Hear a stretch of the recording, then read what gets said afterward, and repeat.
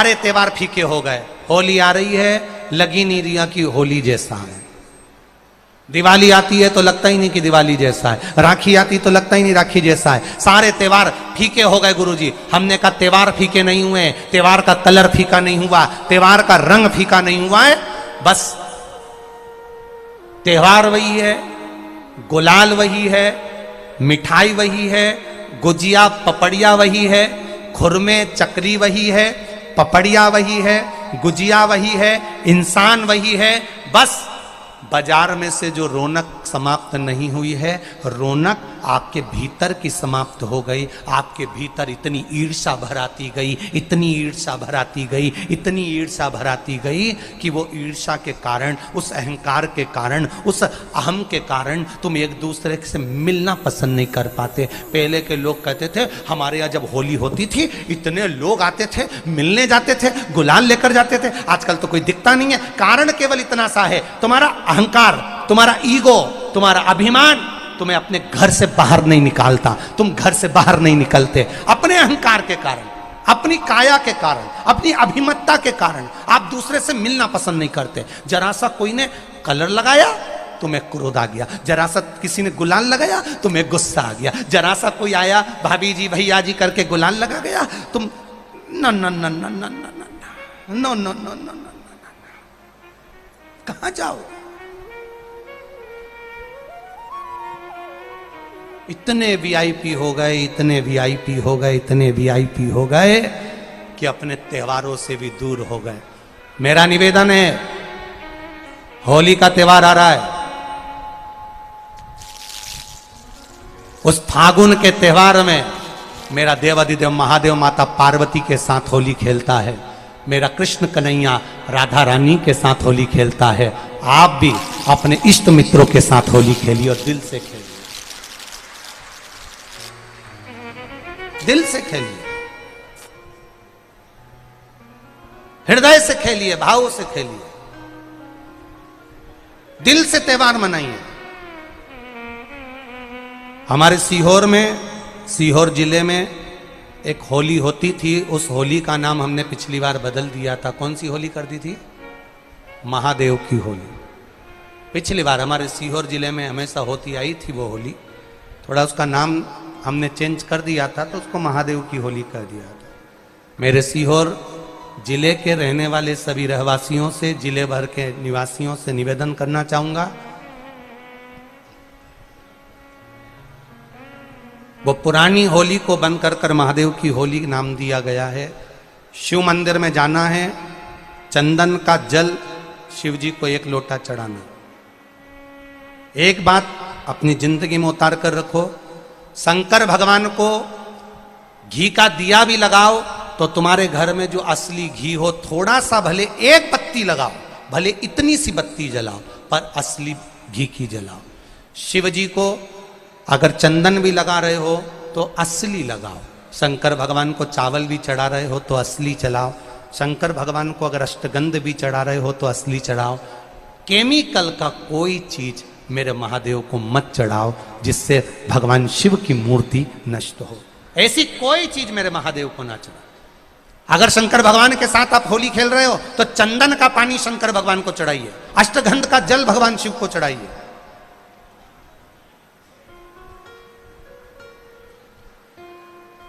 तो सीहोर में 5 दिन की जो होली होती है सीहोर जिले के अंतर्गत, वो पुराने समय की बड़ी प्राचीन होली है, उसका नाम दूसरा था। अगले वर्ष से उसका नाम महादेव की होली रख दिया गया है।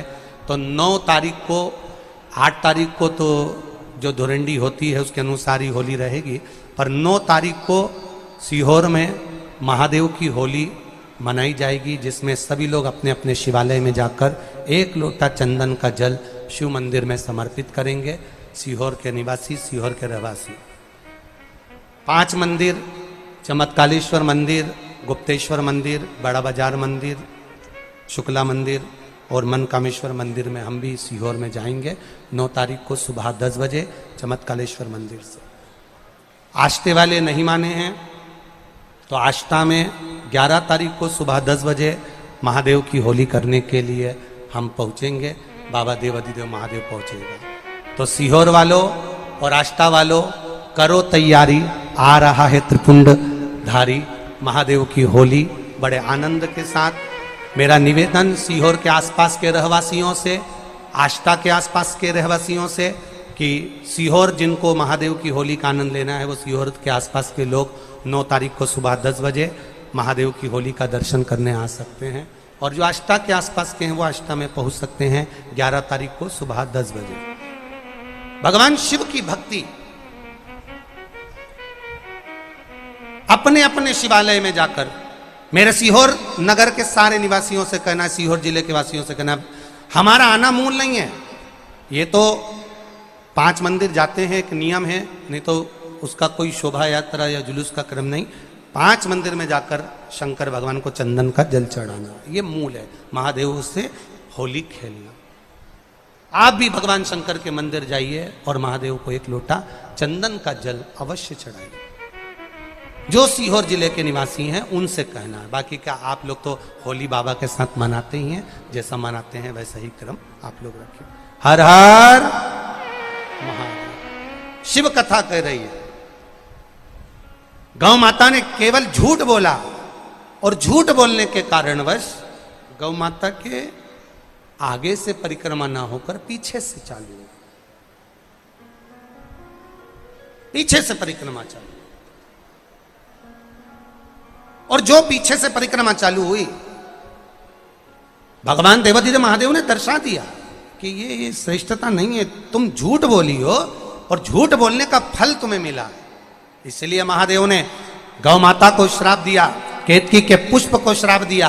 ब्रह्मा जी झूठ बोलने से वाकिफ ना करे, ब्रह्मा जी ना रुक पाए, तो भगवान शंकर ने अपने तुरंत पांव के अंगूठे से नख तोड़कर फेंका। फेंकते से काल भैरव को प्रकट करा। काल भैरव ने अपनी चीटी उंगली का नख फेंककर ब्रह्मा जी का शीश काट दिया। शीश लुढ़कता लुढ़कता लुढ़कता लुढ़कता लुढ़कता लुढ़कता गया और ब्रह्मा जी के रक्त से एक नदी प्रकट हो गई, जिसका नाम कर्मनाशा नदी पड़ गया। कर्मनाशा जो आज भी उत्तर प्रदेश में बहती है, उस नदी में कोई पुण्यवान ने जिंदगी में कोई यज्ञ अनुष्ठान व्रत पूजन जो भी करा होता है, उसका छींटा भी अगर शरीर पर लग जाए तो उसके जीवन का सारा पुण्य समाप्त हो जाता है। ऐसी कर्मनाशा नदी। एक बात बहुत ध्यान लगाकर सुनिएगा, एक बेलपत्री और उस बेलपत्री में एक चंदन की बिंदी और एक अक्षत का दाना मात्र रखकर भी अगर शिवालय पर चढ़ा दी जाती है, एक बेलपत्री, एक चंदन का बिंदी, और चंदन फिर निवेदन करेंगे आज के जमाने में तुम लोग सब घिसा घिसाया पड़ा पड़ाया डब्बी का सामान ले लेकर, वो नहीं, चंदन की मुठिया रखो, थोड़ा सा भी घिसो, जरा सा भी घिसो, उसकी एक बिंदी और एक चावल का दाना जब हम भगवान देवाधिदेव महादेव को समर्पित करते हैं, अपनी कामना कर कर समर्पित करते हैं, तो निश्चितता है कि आपने व्रत करा ना करा, आपने उद्यापन करा ना करा, आपने अनुष्ठान करा ना करा, शिव महापुराण की कथा कहती है शंकर भगवान उसका फल शीघ्र प्रदान कर देते हैं। भले आपने कुछ करा, शिव जी ने आकर ब्रह्मा जी के जो शीश कटा था उसको बड़ का पेड़ बना दिया और बड़ का पेड़ बनाकर शंकर भगवान उसके नीचे विराजमान हो गए। उसका नाम बटकेश्वर महादेव पड़ गया। बटकेश्वर महादेव।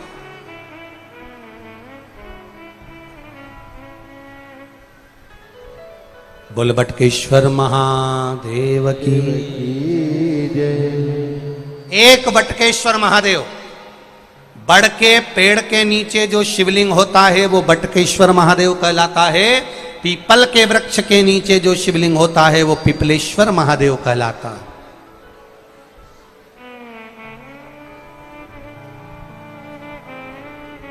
महाराज कितना सुंदर संवाद है, कितना सुंदर बात कही कि भूल से भी किसी तीर्थ में नहीं गए,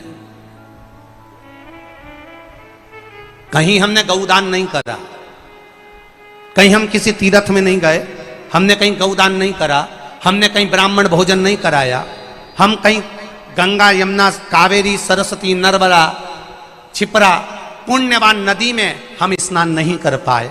शिव महापुराण की कथा कहती है भूलवश भी अगर पिपलेश्वर या बटकेश्वर किसी शिवालय पर भूल से भी अगर एक लोटा जल चढ़ जाता है तो देव अधिदेव महादेव सारे तीर्थों का फल अपने आप प्रदान कर देते हैं। भूल से भी चढ़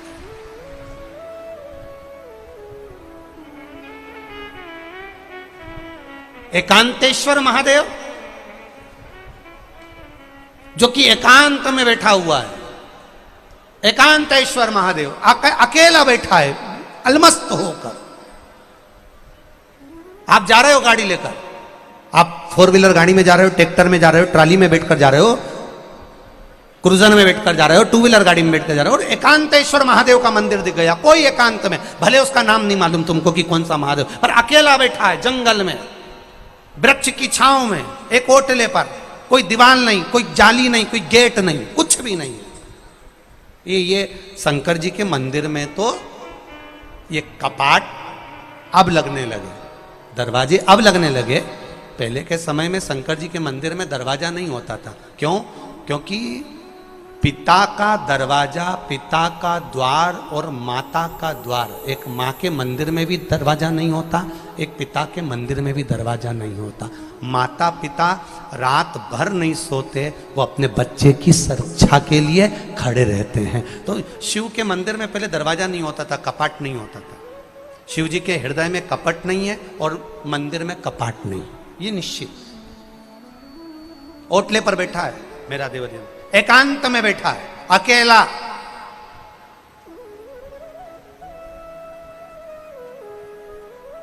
तुम्हारी चलते चलते गाड़ी खराब हो गई, कहीं तुम्हें शिवालय दिख गया, कहीं ओटला दिख गया जहां शंकर जी बैठे हुए दिख गए, बस कुछ नहीं करना, वहां तक जाना भी मत ही।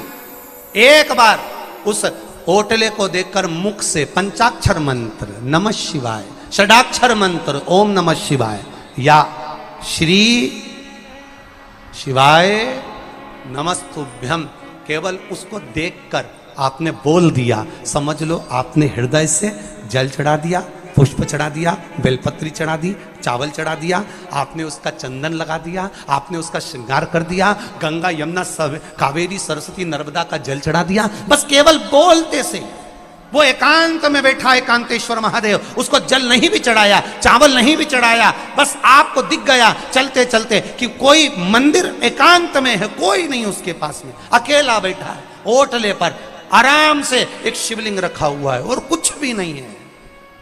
ना उनके पास में पार्वती जी बैठी, ना गणेश जी बैठे, ना कार्तिकेय बैठे, अकेला शिवलिंग रखा है। दिल से तुमने उसको पंचाक्षर कह दिया, षडाक्षर कह दिया, श्री शिवाय नमस्तुभ्यम कह दिया, समझ लो उसने जैसे कोई 12 ज्योतिर्लिंग में जाकर पूजन करता है उसका फल मिलता है, वो फल उसको तुरंत वहीं प्राप्त हो गया। केवल एक बार पंचाक्षर षडाक्षर या श्री शिवाय नमस्तुभ्यम कह देंगे, बोल देंगे,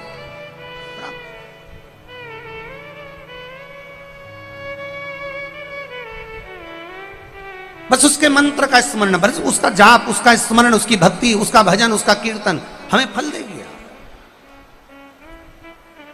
महाराज पार्वती जी ने षडानंद कार्तिकेय जी से कहकर तारकासुर का वध करवाया। तारकासुर के 3 बेटे थे, तारकाक्ष, विदुमाली, कमलाक्ष की, उनका वध भगवान देवादिदेव महादेव ने करा।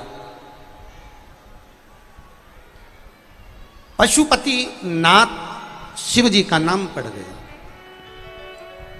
पशुपति नाथ।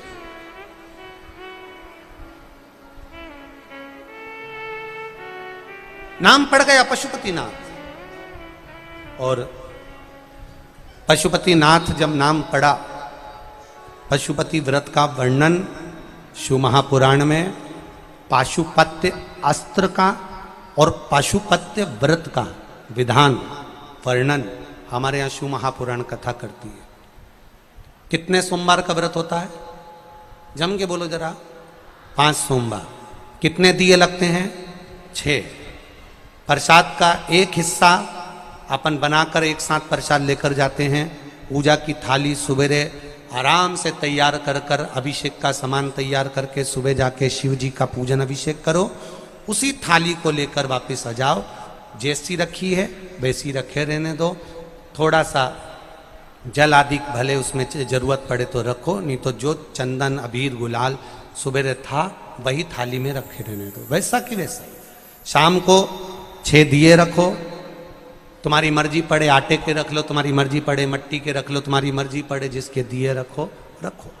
6 दिए घी के रखो, बड़े आनंद से। गोल बत्ती के रखो, प्रयास करना कि गोल बत्ती का दिया रखा है। कभी भूल से लंबी बत्ती का भी हो जाए तो टेंशन नहीं लेना, बाबा को जो समर्पित हो। 6 दिए लेकर जाओ, प्रसाद लेकर जाओ मीठे का। भगवान के मंदिर में जाकर 6 दिए जमीन पर रख दो। शिव जी का शाम के समय आपको शाम को जल नहीं चढ़ाना, पंचामृत नहीं चढ़ाना, केवल जल का छींटा देकर, पंचामृत छींटा देकर पूजन कर लीजिए। जो अबीर चंदन है वो बाबा को लगा लो, बेलपत्र आदि जो भी है वो समर्पित करो। बाबा से विनती कर कर प्रसाद के 3 हिस्से कर दो। 5 दिए प्रज्वलित कर दो। प्रसाद के जब 3 हिस्से हो जाएं तब 3 हिस्से करने के बाद दिए को प्रज्वलित कर दो। 5 दिए प्रज्वलित करो, पूजन करो। 2 हिस्से मंदिर में छोड़कर प्रसाद का 1 हिस्सा जब थाली में रख लो, तब 6ठे नंबर का दिया जो तुमने जलाया नहीं है, प्रज्वलित नहीं करा, उस दिए को थाली के अंदर रख लो। बाबा को विनती करो, आज मेरा पहला पशुपति व्रत है बाबा, स्वीकार करना। सबकी झोली भरी, मेरी भी भरना बाबा। दिल से प्रार्थना करना, बाबा से विनती कर कर दिया लेकर प्रसाद का 1 हिस्सा लेकर अपने घर आइए। घर में प्रवेश करते समय अपना सीधा हाथ, अपना राइट हैंड सीधा हाथ, अंदर जाते समय जहां पड़ता हो वहीं बैठ जाओ। दरवाजे के बाहर सीधे हाथ की ओर दिया लगा दो और दिया लगाकर शंकर भगवान से जो मंदिर में कहकर आए हो अपने दिल की बात, वो यहाँ पर दिया जलाते समय कह दो। अंदर प्रवेश करो। भोजन करने से पहले जो प्रसाद लेकर आए हो 1 हिस्सा पहले वो खाइए, फिर भोजन करिए। प्रसाद के हिस्से में से कोई को भी हिस्सा नहीं देना है, वो केवल आपको ही खाना है। आराम से खाओ। बीच में 2-3 व्रत हो जाएं, रजो धर्म आ गया या कोई व्रत पड़ गया या एकादशी पड़ गई, जिस व्रत को तुम करते करते आए हो, 30 त्योहार करते आए हो, वो पड़ गया तो अपना पशुपति व्रत उस समय पर छोड़ दो। 3 व्रत हो गए, 4 व्रत हो गए या 2 व्रत हो गए, उसको छोड़ दीजिए। अगर आपका कोई व्रत पड़ रहा है तो, नहीं पड़ रहा तो लाइन से करे जाओ। कोई अड़चन नहीं आए तो लाइन से करो, अड़चन आ जाए तो छोड़ दो। छोड़कर वापिस फिर व्रत चालू कर दो। 3 हुए हैं तो 4थे नंबर का करो, 4 हुए हैं तो 5वें नंबर का करो। 5वां व्रत जब पूरा हो, जैसी पूजन करते आए हो वैसे ही करो। और 1 श्रीफल, कुछ भेंट जो भी आपसे बन जाए, 11 रुपया 51 रुपया जो आपसे बने वो लेकर बाबा को समर्पित करो। और 108 चावल के दाने या 108 फूल की पंखड़ी जो भी आपसे बन जाए वो बाबा को 1-1 कर कर समर्पित करो।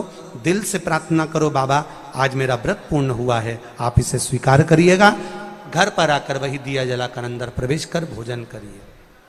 5 पशुपति व्रत अवश्य करिए, ये हमारे जीवन को सफलता देने वाले हैं। भाव से आनंद से करिए, ये शिव तत्व को जानने वाले हैं। जो दिल से करता है, हृदय से करता है, चित्त से करता है, भाव से करता है, बाबा उसको दिल से भाव से प्रदान भी करता है, आनंद में देता। आगे वर्णन आया है भगवान श्री गणेश जी महाराज के मंगल विवाह का।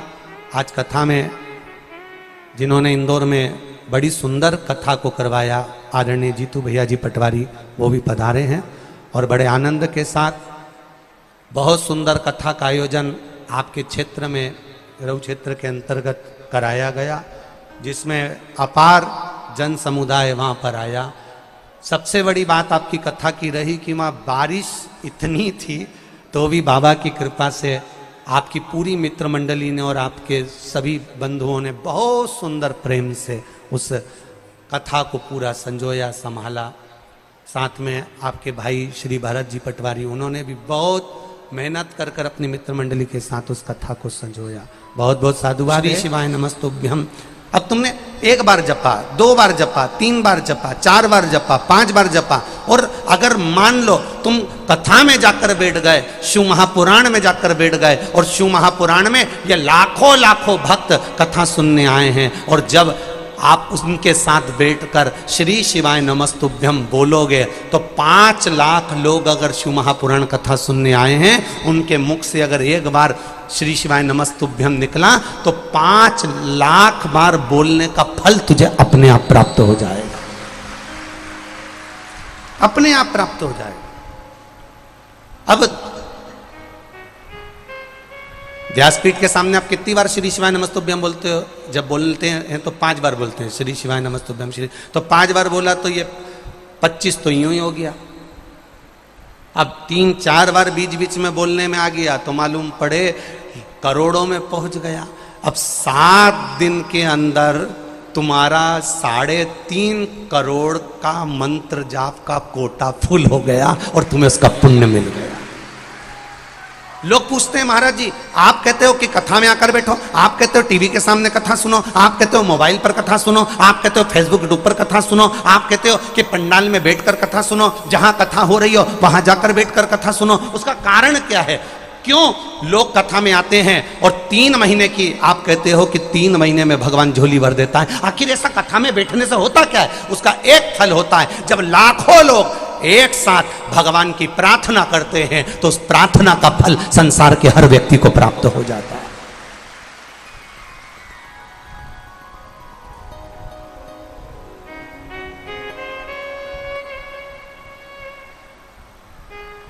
किसी ने पानी ढोला, हमने कहा इससे बदला ले लेंगे, किसी ने कुछ कहा, हमने कहा इससे ना बदला नहीं लेना है, हमें खुद को बदल जाना है।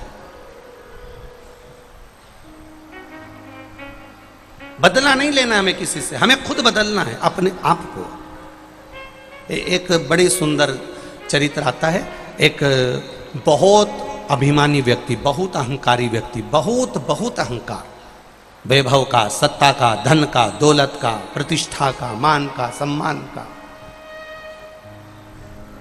एक दिन वो गांव में पंगत में गया। अब गांव में पंगत में गया, लाइन से भोजन चल रहा था, वो भी जाकर बैठ गया। अब उधर से पापड़ परोसने वाला आया, सबको एक पापड़ देता गया। वो बेचारा आखिरी में गया तो उसके बर्तन में पापड़ आधा बचा। अब जो अहंकारी व्यक्ति बैठा था उसके पास वो पापड़ देने पहुंचा और उसकी थाली में, उसकी पत्तल में उसने आधा पापड़ रख दिया। अब जो उसने देखा कि सबको एक दिया और मुझे आधा दिया, आन दे बेटा, बदला तो तू मैं लेके मानूंगा, तेरे को आधा पापड़ मेरे को दिया है। उसने कुछ नहीं बोला, वो गुस्से में लाल हुआ, आधा पापड़ भी उसने पत्तल में छोड़ दिया और छोड़ के मन में सोचा तू ही खा ले, नहीं खाना, जा, सबको एक दिया ना, मुझे आधा।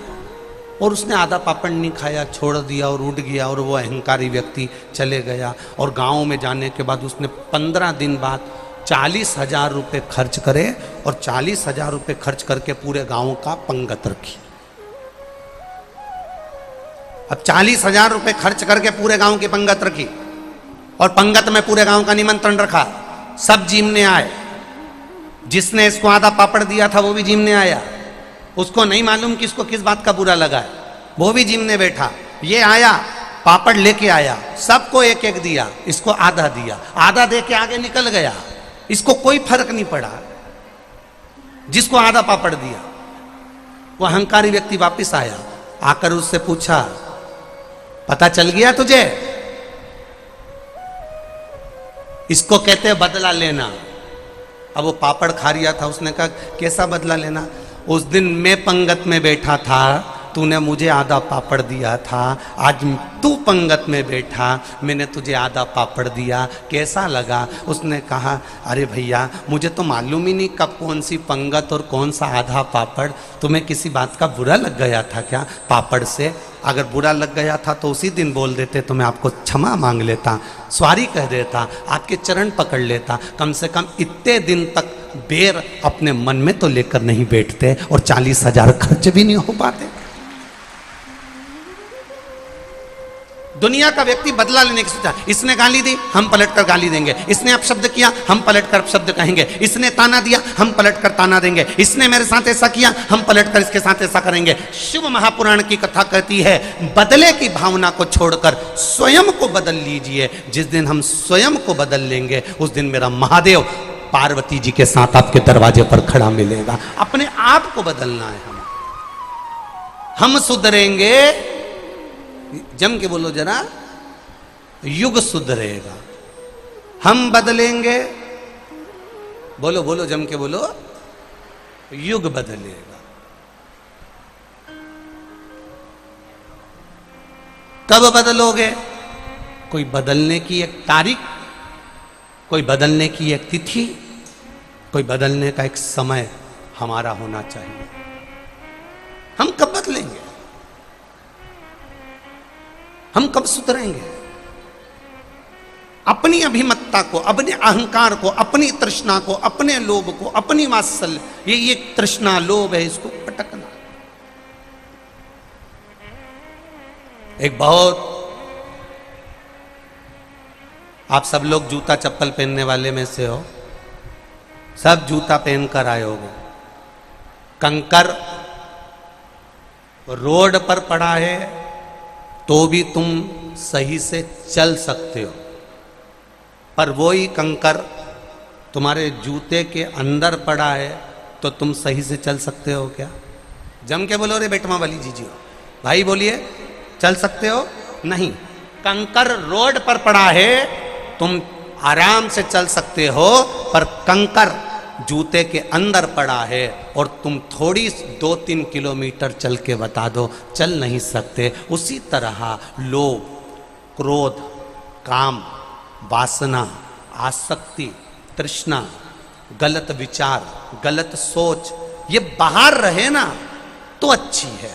जब क्रोध, लोभ, वासना, तृष्णा, गलत विचार अपने अंदर आ जाते हैं तो हम सही से अपनी जिंदगी में चल नहीं पाते हैं, हम सही से आगे नहीं बढ़ पाते। आसक्तियों से परे हो जाओ। इस व्यासपीठ ने कभी नहीं कहा आपसे कि आप अपना घर छोड़ दो। इस व्यासपीठ ने कभी आपसे नहीं कहा कि आप अपना परिवार छोड़ दो। यह व्यासपीठ तो यहां तक कहती है कि घर में झगड़ा हो जाए तो घर छोड़कर मत जाना, वहीं पे मूंग दलो पर मत जाओ। ये व्यासपीठ तो यहां तक कहती है। ये व्यासपीठ कभी नहीं कहती कि आप अपना घर छोड़कर चले जाओ, जरा जरा सी लड़ाई में अपने मायके चले जाओ, जरा जरा सी बात में आप घर छोड़कर चले जाओ। ना ना ना ना, ये व्यासपीठ कभी नहीं कहती कि आप अपना घर छोड़ो। ये व्यासपीठ कभी नहीं कहती कि आप अपना परिवार छोड़ो। ये व्यासपीठ कभी नहीं कहती कि आप अपने कुटुंब परिवार को छोड़कर जाइए। ये व्यासपीठ कहती है कि आप अपने गलत विचारों को छोड़ दीजिए, आप अपनी गलत सोच को छोड़ दीजिए, आप अपनी गलत आसक्ति और तृष्णा को छोड़ दीजिए।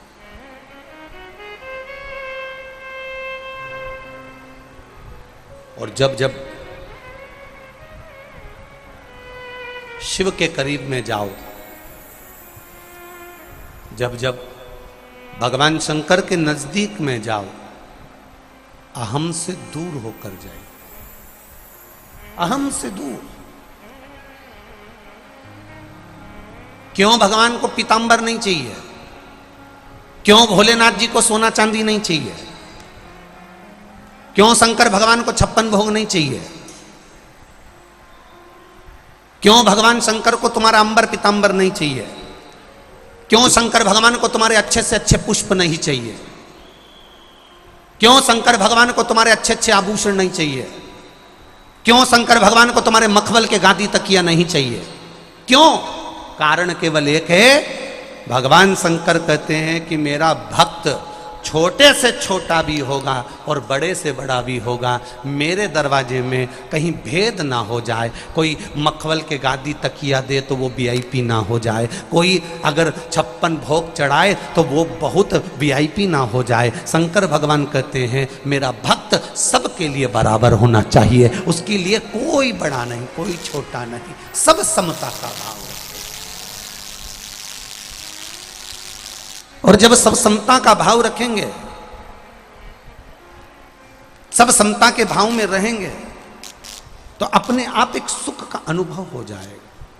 समता के भाव में, एक सहजता के भाव में, एक सरलता के भाव में। शंभु शरणे पड़े मांगू घड़ी ले दुख काटो, दया करी न दर्शन आपो। आप समता का भाव रखिए। मेरे शंभू को, मेरे ओगरदानी को, मेरे त्रिकालदर्शी को, मेरे कैलाशी को, मेरे अविनाशी को कोई बड़ा या कोई छोटा नहीं, उसके लिए सब बराबर है। उसके लाखों दीवाने बड़े से बड़े, उसके चरणों में कंकड़ माटी से पड़े। कोई कह रहा था गुरुजी शंकर भगवान को भांग प्रिय है, कोई कह रहा था शिव जी शंकर भगवान को गांजा प्रिय है।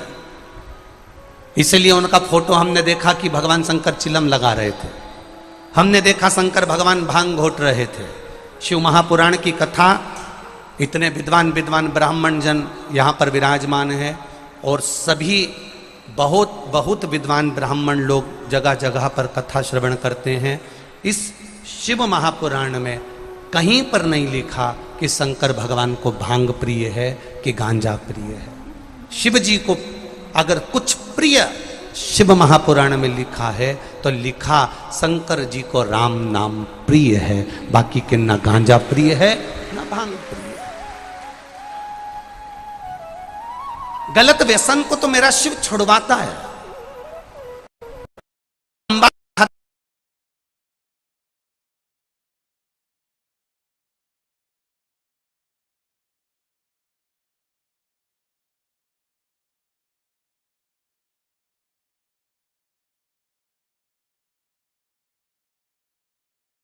गाल बार बार कटता है, तंबाकू खाते खाते मेरा गाल बार बार कटता है। कटते कटते कटते कटते कटते कटते वहां एक निशान पड़ गया, निशान पड़ते पड़ते पड़ते पड़ते वहां एक छाला पड़ गया, छाला पड़ते पड़ते पड़ते पड़ते वो गाल आखिरी में सड़ने लगा। डॉक्टर के पास गए, उसने बड़ी बीमारी बता दी, ऐसी बीमारी बता दी कि तूने तो तंबाकू खाया, वो तंबाकू तुझको निकल गया और तेरे चक्कर में पूरा परिवार निकल गया। इतना धन डॉक्टरों में लगा दिया कि वो गाल ठीक नहीं हो पाया। क्यों नहीं? हम क्यों पहल नहीं कर सकते? हम क्यों नहीं आगे बढ़ सकते?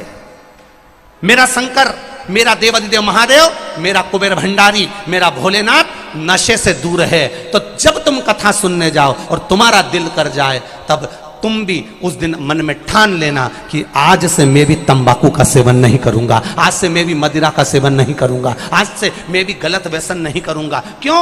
मेरे चक्कर में मेरा परिवार बाद में रोए ना, बाद में रोए ना। एक माता ने अपना पत्र लिखा है, देखिए। दुनिया में ऐसी माताएं भी चाहिए जो ऐसा पत्र लिख दे। धन्य है ऐसी माता को जिसने ऐसा पत्र लिखा।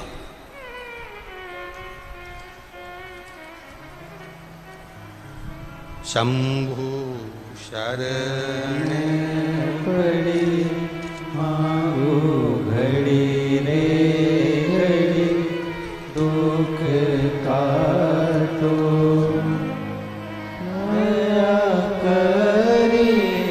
दर्शन आपो। शंभु शरण पड़ी मांगो घड़ी रे। देखिए, गुरुजी मैं धार मध्य प्रदेश की रहने वाली हूँ, मैं अपना नाम गुप्त रखूंगी। गुरुजी, मैं पशुपति व्रत का क्या महिमा का बखान करूं। मेरे पति 8 सालों से बहुत शराब पीते थे, कोई हमसे बात करना पसंद नहीं करता था और मोहल्ले वाले हमारा बहुत मजाक उड़ाते थे। हमारे समाज वाले मेरे पति को डंडे से मारते तो कोई उसको उठा के नाली में पटक देते, लोग उसके पर्स में से पैसे ले लेते, मोबाइल निकाल लेते, कई बार उसको मार ठोक कर पटक जाते। हमने सारी जगहों से इनका इलाज करवा लिया पर उनका शराब का नशा नहीं छूटा। रात को 2-3 बजे तक आते, खूब नशे में धुत होकर आते, गाली गलौज करते, बच्चे भी उनसे तकलीफ में रहते। गुरुदेव, फिर मैंने किसी के कहने पर पशुपतिनाथ के व्रत में जाना, सुना, फिर मैंने पशुपति व्रत किया तो उसमें मुझसे कुछ गलती हो गई होगी, हो सकता है बाबा ने मेरी नहीं सुनी। दूसरी बार फिर पशुपति व्रत करा और बाबा की कृपा से दूसरा पशुपति व्रत था और मेरे पति ने शिव मंदिर मुझे जब छोड़ने को गया तब उसने शराब छोड़ दी और आज तक वो शराब को हाथ नहीं लगाता। ये शिव तत्व है, ये मेरा ओघड़दानी, ये मेरा त्रिकालदर्शी, ये कैलाशी है। अब पहचानो उसको। हम भी तो संकल्प ले सकते हैं, हम भी तो विचार कर सकते हैं कि किसी तंबाकू के नशे में, किसी गलत व्यसन में, किसी मदिरा के नशे में, किसी गलत नशे के चक्कर में कहीं हमारा परिवार भी तो बर्बाद नहीं हो रहा है। एक छोटी सी बीमारी आती है, व्यक्ति के घर में रखा हुआ पूरा धन बर्बाद कर देती है और आखिरी में वो रोता रहता है, वो रोता रहता है। अपने आप को हम क्यों ना सुधारें? कितने लोग, कितने विधर्मी भगवान शंकर को कह देते हैं ये गंजेड़ी है, कोई कह देता है ये भंगेड़ी है, और दुनिया के लोग सुनते रहते हैं, सारी दुनिया के लोग सुनते हैं। भांग आपको प्रिय है इसलिए आप शंकर भगवान को प्रिय कर दिए, गांजा आपको प्रिय है इसलिए आपने शिव जी को प्रिय कर दिया। मेरे शंकर भगवान ना गांजे के नशे में रहते हैं, ना भांग के नशे में रहते हैं। मेरा ओघड़दानी तो राम नाम के नशे में रहते हैं। 24 घंटे राम और कृष्ण की भक्ति में डूबे रहते हैं, 24 घंटे डूबे।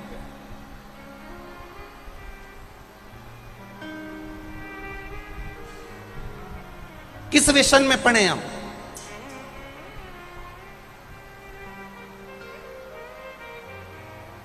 नशा किसी भी चीज का होगा वो बर्बाद कर देगा। ब्रह्मा जी को एक नशा हो गया था, अहंकार। शिव महापुराण विद्येश्वर संहिता अध्याय नंबर 6, जिसमें ब्रह्मा जी को अहंकार हो गया, ब्रह्मा जी को।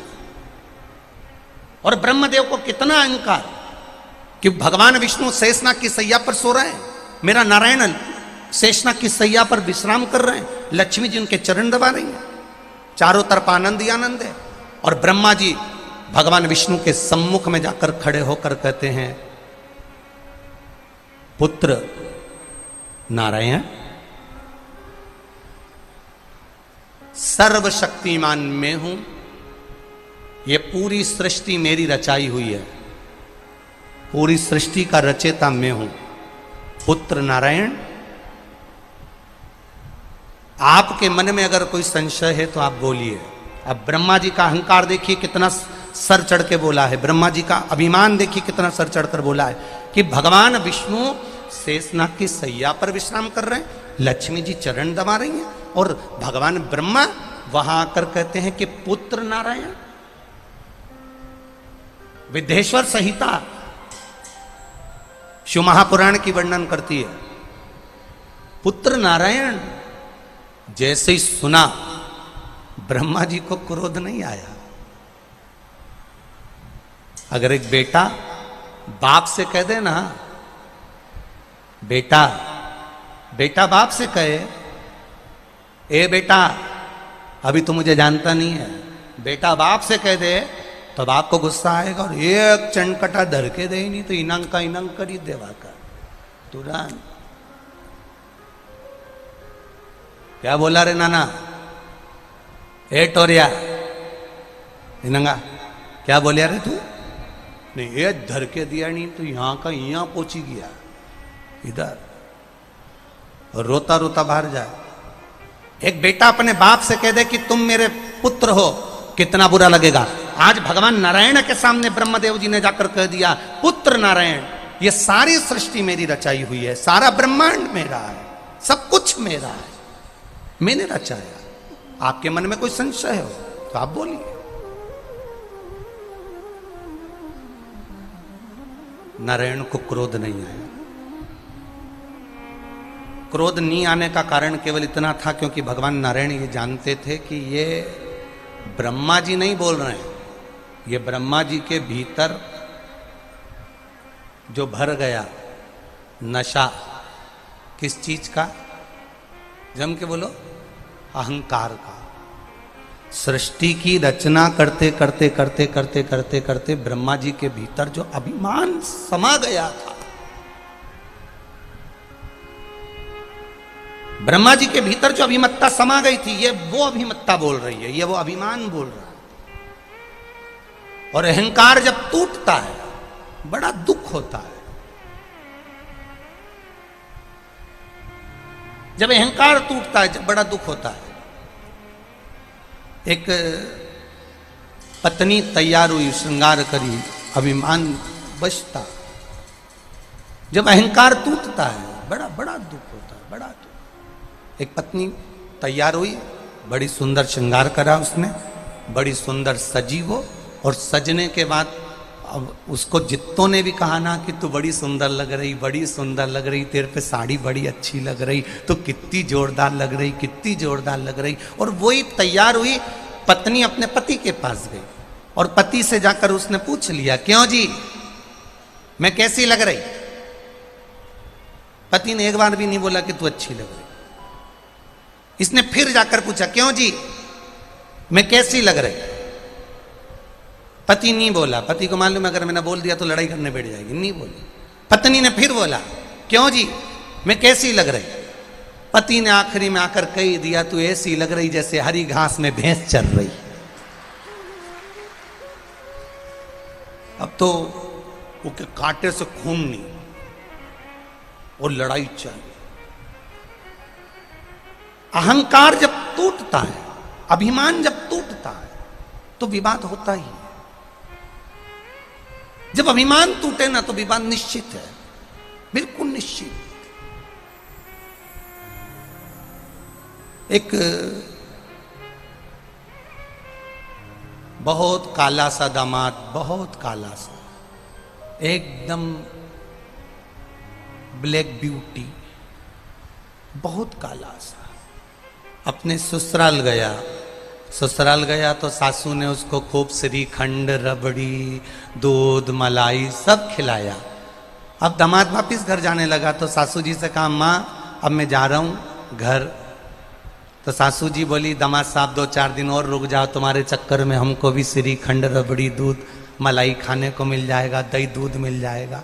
अब तो दामाद को अहंकार आ गया, मेरे चक्कर में इनको खाने को मिल जाएगा। मतलब मैं आया तो इनके यहां बरकत बढ़ी, मैं आया तो इनके यहां लक्ष्मी बढ़ी, मैं आया तो इनके यहां संपदा बढ़ी, मेरे आने से इनके यहां दूध दही बढ़ा।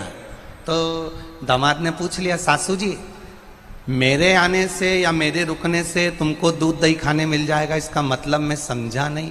सासू बोली, दामाद साहब हमारी भैंस का छोरा हुआ था पाड़ा, और वो पाड़ा मर गया, भैंस ने दूध देना बंद कर दिया। जब से तुम आए हो भैंस रोज दूध दे रही, ऊके लग रही हमारा पाड़े आ गया।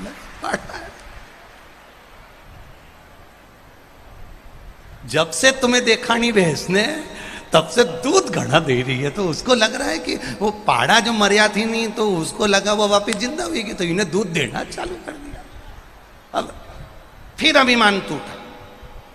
अब अभी तक दामाद को लग रहा था कि मेरे आने से लक्ष्मी बढ़ गई, मेरे आने से संपदा बढ़ गई, मेरे आने से सत्ता बढ़ गई, मेरे आने से वैभव बढ़ गया। पर इसको क्या मालूम कि वो पाड़ा समझी भैंस,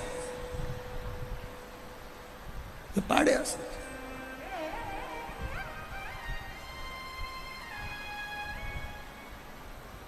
हम भी, ये तुम्हारे पास का ही हमारा भी ससुराल हो, हम भी नहीं जाते ज्यादा ससुराल, क्योंकि वे पाड़िया समझ ले तो इसलिए राम जी की मौज, जहां रहो अलमस्त रहो, आनंद रहो। अब ब्रह्मा जी को अभिमान आया, ब्रह्मा जी को बड़ा अभिमत था। अब ब्रह्मा जी ने आते सी कहा, पुत्र नारायण, भगवान लक्ष्मी जी को तो क्रोध आया, पर भगवान नारायण को क्रोध नहीं आया, क्योंकि नारायण जान गए ये नशा है, नशा, ये अहंकार का नशा है, ये अभिमत्ता का नशा है, वैभव का नशा। और बहुत ध्यान देना महाराज,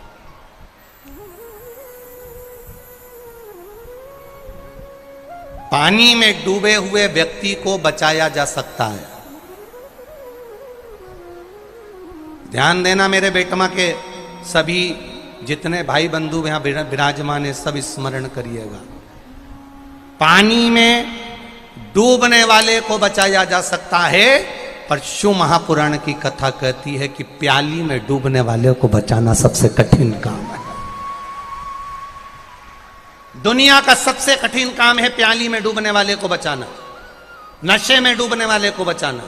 चाहे वो अहंकार का नशा हो, काम का नशा हो, लोभ का नशा हो, वासना का नशा हो, तृष्णा का नशा हो, आसक्ति का नशा हो, चाहे मदिरा का नशा हो, चाहे तंबाकू का नशा हो, चाहे सुपारी का नशा हो, चाहे गांजे का नशा हो, चाहे भांग का नशा हो, चाहे जो नशा करे, नशेले व्यक्ति को बचाना सबसे कठिन काम, बहुत कठिन।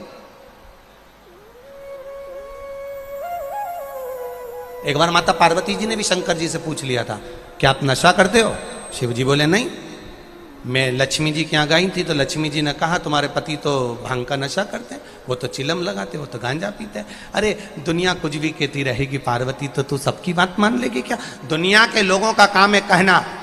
दुनिया के लोग कह देते हैं कि शंकर भगवान गांजा पीते हैं, शंकर भगवान भांग पीते हैं, शंकर भगवान ये करते हैं। ना ना ना ना, पहले एक बार शंकर भगवान को पहचानो तो।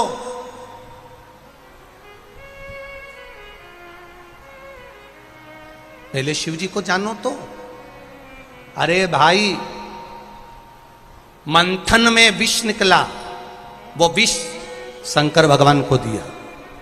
कारण भगवान नारायण ने नहीं पिया, शिव जी को दिया, क्योंकि शंकर भगवान कैलाश पर बैठते हैं, बहुत ऊंचे बैठते हैं। कैलाश पर्वत सबसे ऊंचा पर्वत, जिस पर देवादिदेव महादेव बैठते हैं। और वो कैलाश पर विष इसलिए भेजा, जैसे हमारे यहाँ चूहा मारने की दवा लाते हैं, पेड़ पौधों पे छिड़कने की दवा लाते हैं, खेत में दवाई डालने की दवा लाते हैं, तो उस पर लिखा रहता है बच्चों के हाथ से ऊंची धरो। तो भगवान विष्णु ने भी वो विष को ऊंचा धर दिया।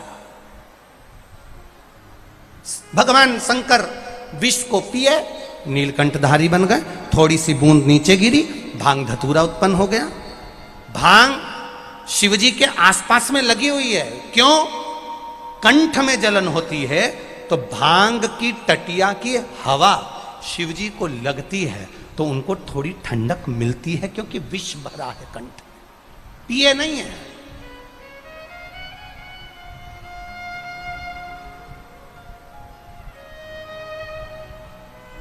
इसी बात पर एक बार किसी ने प्रश्न कर दिया था, क्यों महाराज जी तुम इतनी बड़ी बड़ी बात कहते हो कि शंकर जी भांग नहीं पीते, पर उज्जैन में तो महाकाल राजा का श्रृंगार भांग से होता है। हमने कहा श्रृंगार भांग से होता है, कभी शंकर भगवान को पीते हुए देखा है? अब श्रृंगार तो माताएं ढेर तरह का कर लेती है, काजल लगाती आंख में, कभी चाटते बताया है? लिपस्टिक लगा दी ऐसी लाइन खींच के, डब्बा भर के फिर लगाती, लगाने के बाद कभी किसी को चाटते हुए देखा है? और श्रृंगार तो कुछ भी कर सकते हो।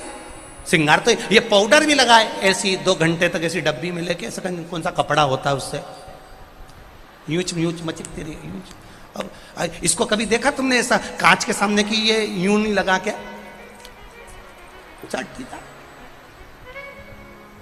अब कोई कहे कि आप कहते हो भगवान शंकर भांग नहीं पीते, महाकाल राजा का श्रृंगार तो भांग से होता है। भगवान शंकर का श्रृंगार तुमने भांग से होते हुए देखा होगा, पर कभी मेरे महाकाल राजा को ये नहीं देखा होगा कि उन्हें लोटा उठाकर भांग पीते हुए नजर आए होंगे। ना ना ना, मेरा महादेव राम नाम के नशे में इतना डूबा हुआ है कि उसे दूसरा नशा तो चढ़ता ही नहीं है। एक नशा इतना भारी, इतना भारी, इतना भारी। अब तुम यहीं देख लो, यहीं कथा में एक ये विधायक जी विशाल पटेल जी और एक इनके भाई, क्या नाम है उनका, हिमांशु है, हिमांशु पटेल जी। अब ये जनसेवा में लगे हैं, वो ठाकुर सेवा में लगे हैं। अब नशा देखिए, वो ठाकुर की सेवा का नशा है, ये जनसेवा का नशा। एक भाव जो भगवान की भक्ति में डूबा है। और हमने धन्यवाद देना चाहेंगे विशाल भैया आपको, हिमांशु भैया आपको, आपके पूरे मित्र मंडली को पूरी साधुता के साथ देना चाहेंगे। आज भी एक पत्र आया है हम तो पत्र ज़्यादा पढ़ते नहीं, क्योंकि ज़्यादा प्रशंसा नहीं करना चाहिए, नज़र लग जाती है, इसलिए हम पत्र पढ़ते नहीं हैं। तो आज भी एक बहन ने पत्र लिखा है आपके लिए कि गुरुजी विशाल भैया लड़कियों की शादी करवाते हैं, सम्मेलन करवाते हैं। हमको तो नहीं मालूम था, पर उस पत्र में हमने पढ़ा कि शंभु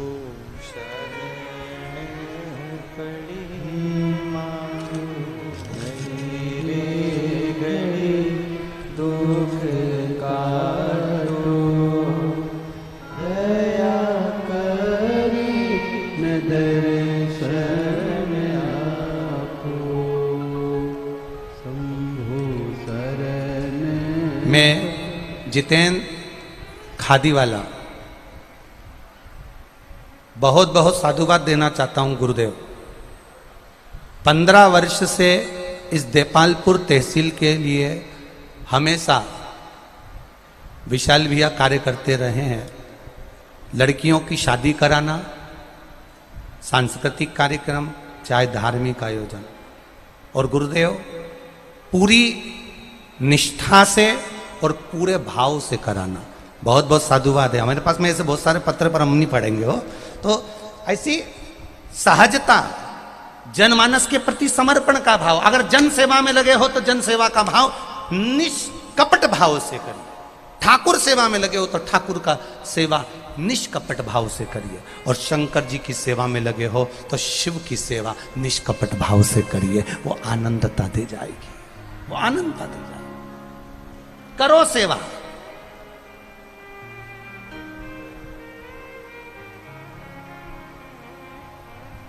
एक भक्ति के बल को बढ़ाओ।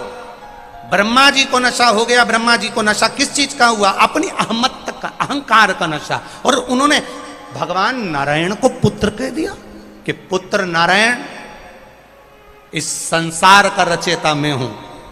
क्रोध आ गया। ब्रह्मा जी को शब्द सुनकर भगवान नारायण को क्रोध नहीं आया, पर लक्ष्मी जी को क्रोध आया, और लक्ष्मी जी ने भगवान विष्णु से कहा, ये आपको पुत्र कह रहा है, ये आपको बेटा कह रहा है। पुत्र कह रहे हैं, बेटा कह रहे हैं ना। लक्ष्मी, लक्ष्मी शांति रखो, शांति। घर में सबसे ज्यादा धैर्य, घर में सबसे ज्यादा धीरज, घर में सबसे ज्यादा शांति, घर में सबसे ज्यादा सहनशीलता स्त्री के भीतर होती है, और स्त्री को ही रखना पड़ती है। कितना सुंदर कहा है किसी ने कि नारी से, स्त्री से कभी उसकी उम्र नहीं पूछना चाहिए, और पुरुष से कभी उसकी आय नहीं पूछना चाहिए। किससे? बोलो बोलो, जम के बोलो। स्त्री से कभी उसकी, बोल जम के बोलो रे बेटवा वालों, उम्र मत पूछो, और पुरुष से कभी उसकी आय मत पूछो कि कितना कमा रहा, कितना ला रहा है। कारण क्या है? स्त्री से उम्र इसलिए नहीं पूछना चाहिए क्योंकि नारी अपने लिए नहीं जीती, परिवार के लिए जीती है। और पुरुष से आय इसलिए नहीं पूछना चाहिए क्योंकि पुरुष अपने लिए नहीं कमाता, परिवार के लिए कमाता है। जो दूसरे के लिए कमाता हो, जो दूसरे के लिए जीता हो, जो दूसरे के लिए समर्पित होता हो, जो दूसरे के लिए पैदा हुआ है, उससे ना उम्र पूछी जाती है, ना आय पूछी जाती है। इतने लोग दुकान पर बैठकर कमाते हैं, इतने लोग खेतीबाड़ी में कमाते हैं। जरा इनसे पूछो कि इन्होंने अपने ऊपर कितना खर्चा किया। पूछना कभी किसी से, इतने दुकान वाले बैठे रहे, कभी इनसे पूछना कि तुमने अपने ऊपर कितना खर्चा करा। बेटा मोबाइल ला रिया है 18,000 का, और पिताजी मोबाइल ला रिया है 5,000 का। अपने ऊपर कितना खर्चा करा? दुकान पे कौन बैठता है? बेटा की बाप, बेटा की पिता। दुकान पर बैठ रहा पिताजी, 8 बजे से रात को 8 बजे तक पिताजी दुकान पर बैठ रहे हैं। एक से बढ़कर एक कपड़े पहन रहा है बेटा, और पिताजी वही, कॉलर भी यहां से निकली गई, ऊ में भी बकरम दिखने लगी, वो कल्ला वाला कपड़ा, रुए रुए निकल रहे हैं और पिताजी वही पहन के दुकान पर जा रहे हैं।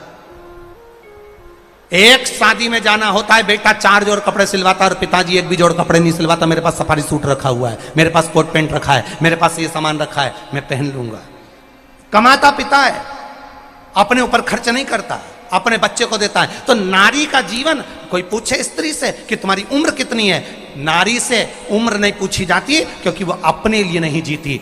जब वो छोटी है तो अपने भाई बहन के लिए, बड़ी हो गई तो अपने पति के लिए, और बड़ी हो गई अपने बच्चों के लिए, और बड़ी हो गई अपने पोता पोती के लिए, और बड़ी हो गई अपने नाती पंती के लिए, आखिरी में सब छोड़कर चली जाती है। वो नारी होती है। ये उम्र क्या पूछना है इससे, क्या पूछना उम्र स्त्री से? स्त्री से उम्र इसलिए नहीं पूछी जाती क्योंकि वो दूसरों के लिए जीती है। पुरुष से आय इसलिए नहीं पूछी जाती कि वो खुद के लिए नहीं कमा रहा। 8 बजे से लेकर रात्रि को 8 बजे तक दुकान पर बैठता है, परिवार के लिए कमा रहा है, खुद के लिए नहीं। वो तो टिफिन की ठंडी रोटी खाता है। 1 बज रही है, 2 बज रही है, भूख लग रही है, सामने से ठेला वाला गया तो मन कर रहा है कि भूख लग रही है, कुछ खा लूं, पर 2 रुपए बचाने के चक्कर में वो परमल और सेव भी नहीं खरीद पाता है। सामने फल का ठेला लगाए, संतरे का ठेला लगाए, अंगूर का ठेला लगाए, पर अपनी दुकान को छोड़कर वो अंगूर भी नहीं खा पाता है। किसके लिए कमा रहा है? दुकान बस इसलिए। किसी पुरुष से मत पूछो कि तू कितना कमाता है, तेरी आय कितनी है। वो अपने लिए नहीं कमा रहा, वो परिवार के लिए कमा रहा है। उससे क्या पूछोगे? वो खेती करने वाला, एक एक किसान, खेती करने वाला एक एक किसान भाई दिन रात पसीना बहाता है, दिन रात पसीना बहाता है, तब जाकर थोड़ा सा गाड़ी भरकर अनाज घर में आता है। उस अनाज में से भी आधा अनाज का तो पैसा उसके कर्जे में चला जाता है, और उस आधे अनाज में से भी 1 बोरा अनाज अपनी बहन बेटी के लिए पहुंचा देता है। 1 बोरा अनाज में अपना गुजारा कर लेता है। वो किसान कोई साधारण नहीं, अपनी जिंदगी का सर्वस्व लुटाकर जीता है, सर्वस्व लुटाकर।